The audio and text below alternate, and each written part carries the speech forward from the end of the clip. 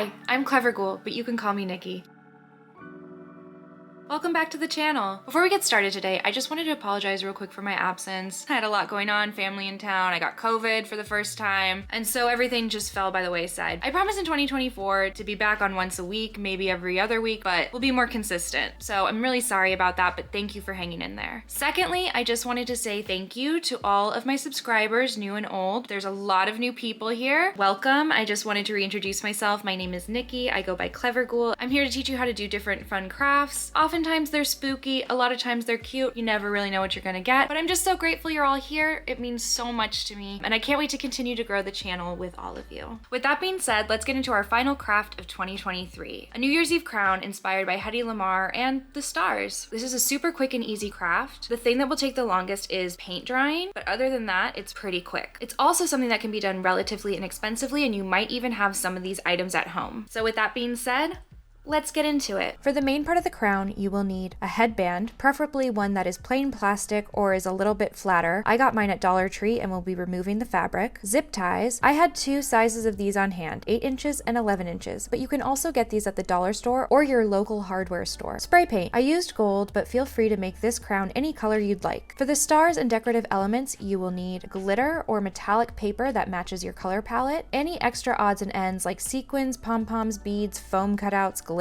whatever you desire. The sequins I had were also from the Dollar Tree and came in a pack of different shades of gold. And lastly, hot glue. To start, I removed the fabric from my headband. There was a line of hot glue left underneath, but since it will be covered, I didn't bother to remove it. Next, I pulled out the zip ties and began to attach them to the headband. I began by putting a longer zip tie in the middle of the headband and then added one shorter zip tie on either side. I would continue this process of adding one tie on one side and then doing the same on the opposite side so that the ties would mirror each other evenly throughout the crown. I would add a few short ties, then a long one, then another short one, and so on, so that I was varying the height of the spikes. I also knew that I wanted the most height at the top of the crown, so I placed the longer ties intentionally to create that effect. There are a few tips that are important during this stage. First, when putting on the zip ties, make sure you're tying them all in the same direction. You'll notice one side is smooth and the other has lines or teeth. I made sure all my teeth were on the same side when I put them on. I also intentionally placed the ties so that the teeth were on the front face of my crown. I did this because both the spray paint and stars would adhere better to the texture. Second, take into account that when wearing this crown, the spikes extend far out. This could be annoying at parties or clubs, both for yourself walking around and for other people that you may poke. If you think you'll be in a crowd, I would use a ruler to measure and make even cuts to your liking. Third, try on the headband as you go to see how you like placement and to see where you want to stop adding zip ties. Also, depending on how you will be wearing your hair or if you have any unique piercings or you wear medical devices, you may want to stop adding ties in different places based on your comfort. Once I was happy with my zip tie placement and I was done adding any more, I decided I liked the length and didn't want to trim them. However, if you want to make your zip ties shorter, do it now before painting. Moving on to spray painting, I used this Krylon Fusion all-in-one paint and primer in metallic gold. While the first coat of spray paint dried outside, I moved on to creating the paper stars and moons that would adorn my crown. On the back of the glitter paper, I used a pencil and lightly drew out some of the moons, stars, and sparkles. I mostly freehanded this part as I like a craftier look. If you want more precision, use a stencil or a ruler. Before cutting out the stars, I went back outside and sprayed the other side of the crown. As that dried, I used an X-Acto knife to cut out the shapes. If you use an X-Acto knife, please be careful and use a metal straight edge or ruler. I didn't because I was feeling lazy and obstinate. Don't be like me. You can also use scissors here instead. Once all the shapes are cut out and the paint is fully dried down, you may decide to spray your crown with sealer if you're worried about paint flaking off. I did not do this step. Instead, I moved on to attaching the decorative elements. I started by laying out where I wanted the paper pieces to go. Once I liked the placement, I hot glued them down to the zip ties. On some of the larger elements, I added glue on 2 or more of the zip ties so that the element would be extra secure. Once I was done with the paper stars, I started adding in sequins. First starting with a champagne color, then a neutral gold, followed by a brassy gold, and lastly a light bronze color to add in a little extra depth. As I mentioned before, you could use anything here: sequins, beads, glitter, pom-pom, feathers, whatever feels right to you and your vision. When all the elements were fastened to my liking, I removed all the hot glue cobwebs and called it a day, which means it's time for the reveal.